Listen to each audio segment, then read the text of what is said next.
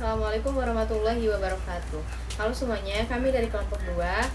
Dalam video kali ini kami akan membahas materi dari modul menganalisis kebutuhan data akuntansi. Langsung saja masuk ke materi yang pertama di bab 1, yaitu pengantar kebutuhan data akuntansi. Data akuntansi adalah catatan rinci mengenai seluruh aktivitas keuangan perusahaan, mulai dari transaksi penjualan, pembelian, kas masuk, kas keluar, hingga aset dan kewajiban. Data inilah yang menjadi bahan mentah untuk membuat laporan keuangan seperti neraca, laporan laba rugi, dan arus kas. Contohnya, saat perusahaan menjual produk senilai 5 juta secara tunai, data transaksi itu dicatat sebagai kas bertambah sebesar 5 juta rupiah, pendapatan bertambah sebesar 5 juta rupiah. Nah, data sederhana ini nanti kita akan olah menjadi informasi yang berguna bagi manajer, investor, atau pihak lain. Selanjutnya itu ada perbedaan data dan informasi. Banyak orang sering menganggap data dan informasi itu sama, padahal sebenarnya berbeda. Selanjutnya itu ada pentingnya data akuntansi. Data akuntansi itu penting karena yang pertama untuk menjadi dasar pengambilan keputusan bisnis, membantu pengawasan dan pengendalian keuangan, menjadi bahan penyusunan laporan keuangan, dan digunakan untuk perencanaan dan evaluasi kinerja. Contohnya, dengan data penjualan yang lengkap, manajer bisa tahu produk mana yang paling laku. Dengan data biaya, manajer bisa menentukan harga jual yang wajar. Jadi, semakin lengkap dan akurat datanya, semakin baik pula keputusan yang bisa diambil. Kesimpulannya dari bab 1 ini, pada dasarnya data akuntansi adalah bahan mentah dari proses informasi keuangan. Data harus akurat, lengkap, dan relevan agar bisa diolah menjadi informasi yang bermanfaat. Tanpa data yang baik, laporan keuangan tidak akan mencerminkan kondisi perusahaan yang sebenarnya. Selanjutnya kita akan membahas bab 2, yaitu fungsi dan penggunaan data akuntansi. Langsung saja, yang pertama itu ada pengguna data akuntansi. Pengguna data akuntansi dibagi menjadi 2 kelompok utama. Yang pertama ada pengguna internal, yaitu pihak-pihak di dalam perusahaan yang menggunakan data akuntansi untuk mengelola dan mengambil keputusan operasional. Contohnya itu manajer keuangan untuk memantau arus kas dan laba rugi, lalu ada manajer produksi untuk menghitung biaya produksi, lalu ada direksi untuk menentukan strategi investasi dan ekspansi. Dan yang kedua ada pengguna eksternal, yaitu pihak di luar perusahaan yang memerlukan informasi keuangan untuk tujuan evaluasi dan keputusan ekonomi. Contohnya, investor menilai kinerja dan profitabilitas perusahaan, lalu ada kreditor atau bank untuk menilai kemampuan perusahaan membayar utang, lalu ada pemerintah untuk kepentingan pajak dan regulasi, dan masyarakat dan media sebagai bentuk transparansi publik. Selanjutnya ada fungsi utama data akuntansi. Data akuntansi memiliki fungsi penting, antara lain yang pertama untuk fungsi pencatatan, yang kedua ada fungsi pengawasan, yang ketiga ada fungsi pelaporan, dan yang terakhir ada fungsi analisis. Selanjutnya ada karakteristik data akuntansi yang baik. Agar data bisa bermanfaat, harus memenuhi kriteria sebagai berikut. Yang pertama relevan, lalu reliable atau andal, lalu tepat waktu, dapat dibandingkan, dan yang terakhir lengkap. Contoh kasus singkatnya, misalkan sebuah perusahaan ingin memutuskan apakah akan membuka cabang baru. Data akuntansi yang dibutuhkan antara lain itu yang pertama laporan laba rugi untuk melihat profit sekarang, lalu data penjualan per wilayah untuk tahu potensi pasarnya, lalu ada data biaya operasional untuk memperkirakan modal dan bahan yang baru. Dari data ini, manajemen bisa menganalisis apakah ekspansi layak dilakukan atau tidak. Nah, kesimpulannya dari bab 2 ini itu ada data akuntansi dibutuhkan oleh banyak pihak, baik internal maupun eksternal. Data berfungsi untuk mencatat, melaporkan, dan mengontrol aktivitas keuangan. Semakin berkualitas datanya, semakin baik pula keputusan yang diambil oleh manajemen dan stakeholder lainnya. Jadi, itu tadi pembahasan materi bab 2 tentang menganalisis kebutuhan data akuntansi. Selanjutnya, materi yang keempat, sumber data dan sistem pengumpulan. Data akuntansi yang akurat tidak akan ada tanpa sistem pengumpulan yang baik. Secara umum, sumber data akuntansi terbagi menjadi 2, yaitu sumber internal dan sumber eksternal. Sumber internal berasal dari dalam organisasi itu sendiri, seperti sistem akuntansi, laporan keuangan, jurnal transaksi, serta modul-modul khusus yang mencatat kegiatan tertentu. Seperti sistem ERP, sering digunakan untuk mengintegrasikan berbagai bagian perusahaan, mulai dari penjualan, pembelian, gudang, hingga keuangan. sehingga data dapat mengalir otomatis tanpa perlu input berulang. Selain itu, ada juga sistem pendukung seperti modul penggajian, pengelolaan aset, dan kas kecil yang semuanya berkontribusi terhadap kelengkapan data akuntansi. Di sisi lain, sumber eksternal mencakup data yang berasal dari luar perusahaan seperti informasi pasar, laporan industri, data kompetitor, kondisi ekonomi makro, hingga data peraturan pemerintah. Data eksternal ini berguna sebagai bahan pembanding atau referensi untuk memahami posisi keuangan perusahaan di antara pesaing dan kondisi pasar secara umum. Misalnya, perusahaan bisa membandingkan rasio keuangan mereka dengan rata-rata industri untuk menilai apakah kinerjanya sudah optimal. Agar data dari berbagai sumber ini dapat dikelola secara efektif, perusahaan perlu memiliki sistem integrasi dan aliran data yang baik. Setiap bagian dalam organisasi harus saling terhubung, sehingga data dari satu departemen bisa otomatis digunakan oleh bagian yang lain. Contohnya, saat bagian penjualan mencatat transaksi, sistem secara otomatis memperbarui saldo piutang dan kas di bagian keuangan. Dengan cara ini, risiko kesalahan pencatatan dapat diminimalkan dan efisiensi kerja bisa meningkat. Selain integrasi sistem, perusahaan juga menggunakan teknologi penyimpanan seperti database dan data warehouse. Database berfungsi menyimpan data operasional harian yang digunakan untuk aktivitas rutin. Sementara data warehouse menyimpan data historis dalam jumlah besar untuk keperluan analisis dan pelaporan jangka panjang. Agar setiap pengguna memahami arti dan fungsi masing-masing data, digunakan pula kamus data atau data dictionary yang berisi penjelasan mengenai setiap elemen data, seperti nama akun, kode transaksi, atau jenis laporan.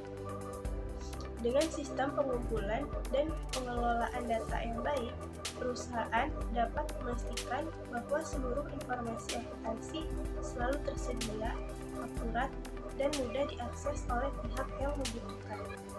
Selanjutnya, materi yang ketiga, jenis data akuntansi dan spesifikasinya.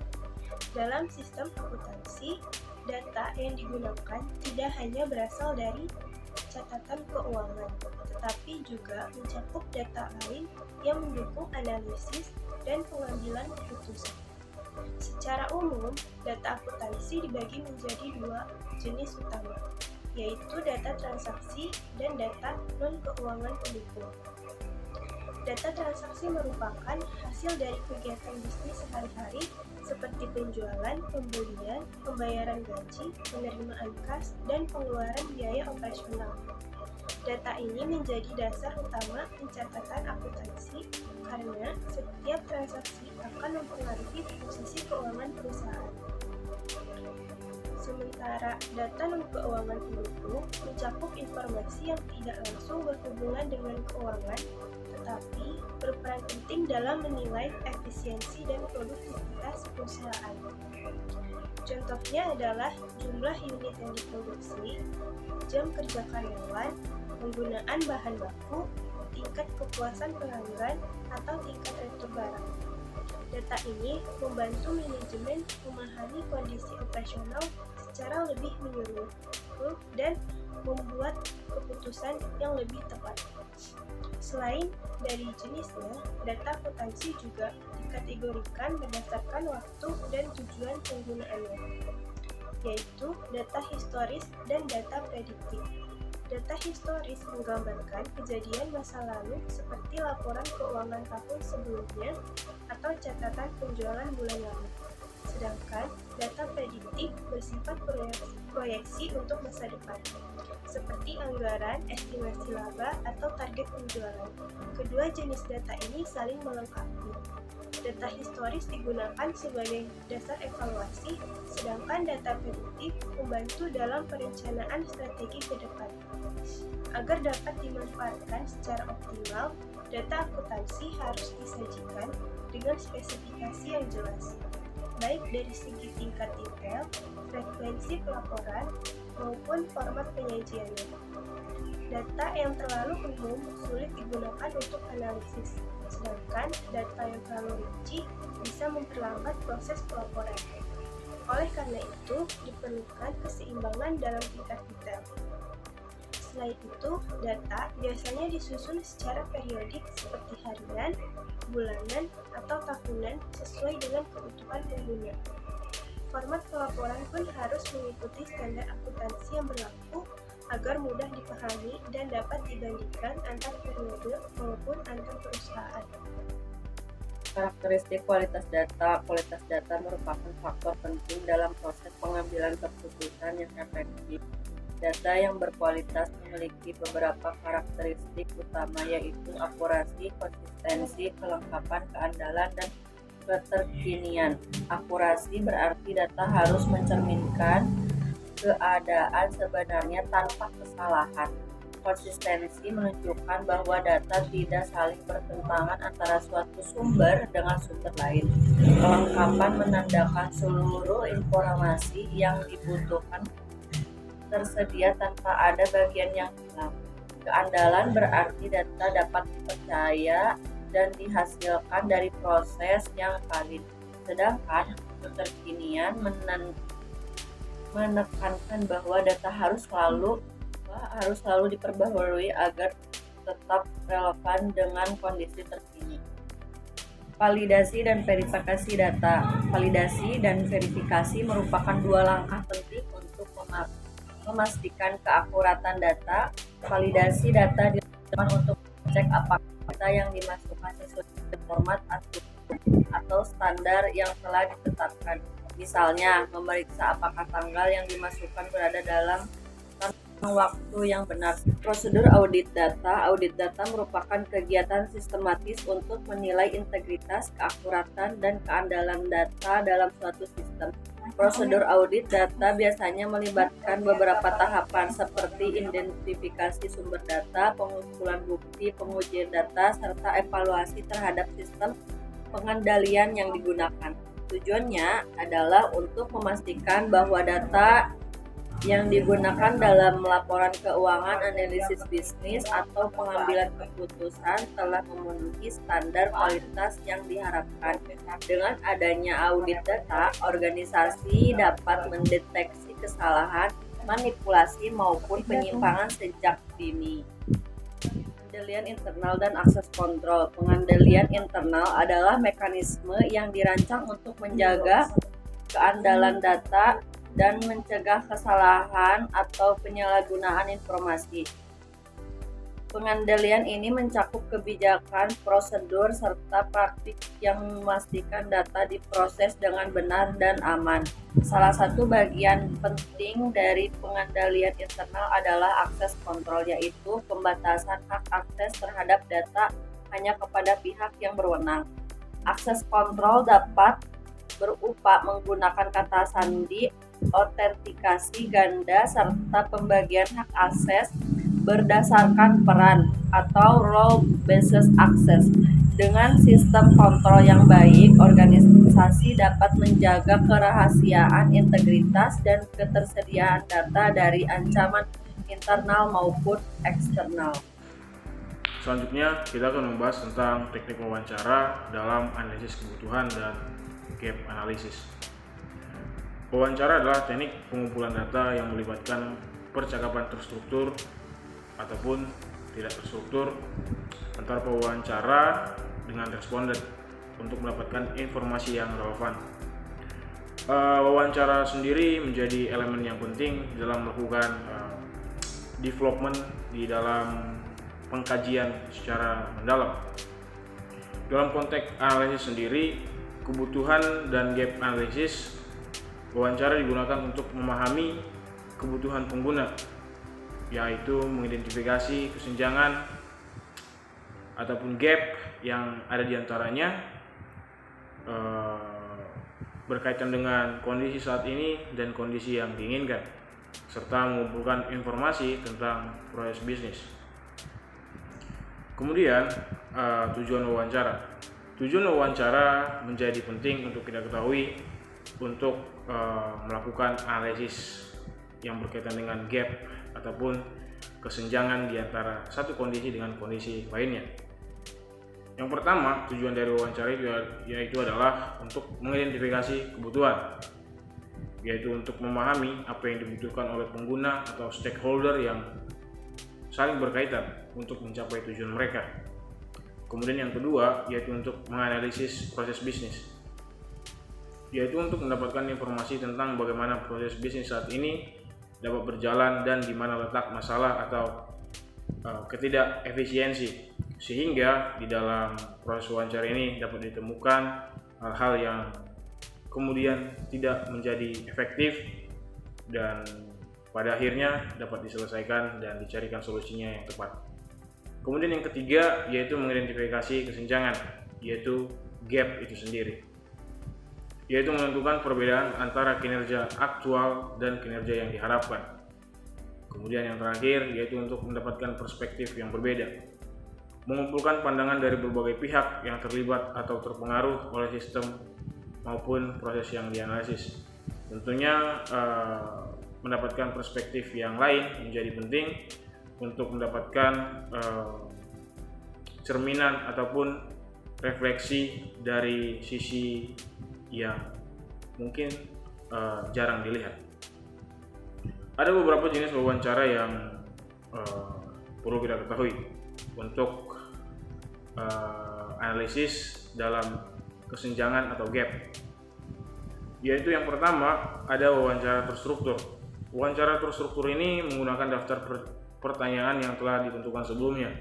Jenis wawancara ini memastikan semua topik yang relevan tercakup dan dirangkum secara komprehensif dan mempermudah perbandingan jawaban antar responden. Yang kedua ada wawancara tidak terstruktur. Hal ini lebih fleksibel dan memungkinkan pewawancara untuk menggali informasi lebih dalam berdasarkan jawaban responden. Wawancara ini berguna untuk mendapatkan pemahaman yang lebih mendalam tentang isu-isu yang kompleks. Hal ini tentu saja kita ketahui menjadi tipe yang berbeda dari tipe yang pertama. Kemudian yang terakhir ada wawancara semi terstruktur. Wawancara semi terstruktur ini merupakan kombinasi antara wawancara terstruktur dan tidak terstruktur. Wawancara memiliki paduan pertanyaan, tetapi juga fleksibilitas untuk mengajukan pertanyaan tambahan atau menggali lebih dalam topik tertentu. Kemudian ada hal-hal yang perlu juga diperhatikan dan dipersiapkan untuk wawancara agar di dalam eksekusinya dapat terkaji secara terukur. Adapun persiapan wawancara yang perlu kita ketahui itu yang pertama yaitu menentukan tujuan wawancara.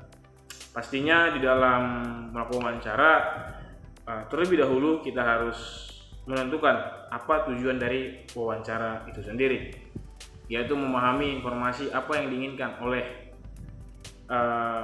pewawancara yang kemudian dapat menginformasikan hal-hal yang ingin diketahui oleh audiens lainnya.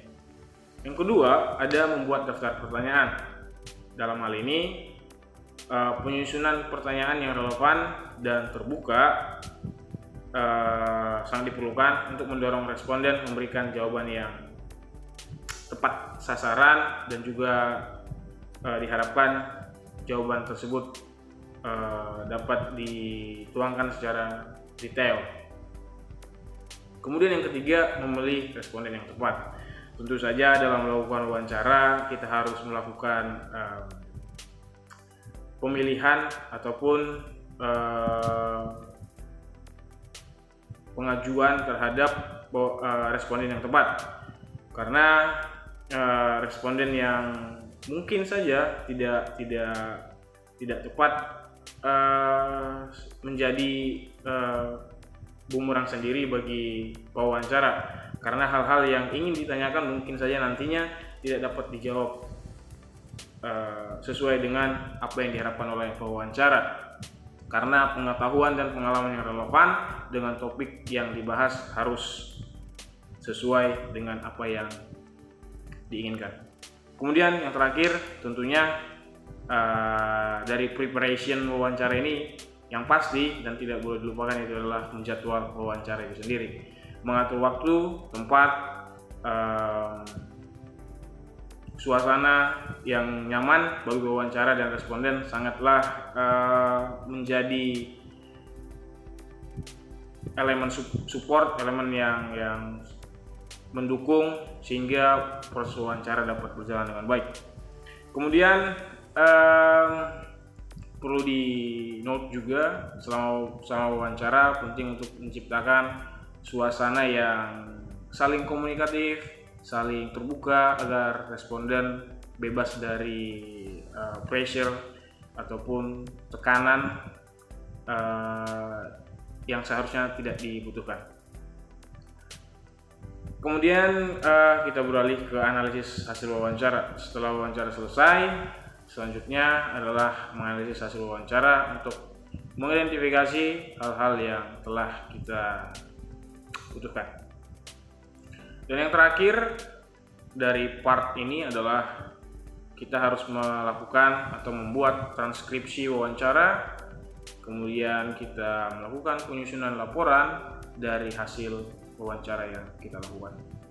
Demikian saja pembahasan dari kelompok kami. Kami sangat berterima kasih atas waktu, kesempatan yang telah diberikan. Demikian saja, kami ucapkan terima kasih.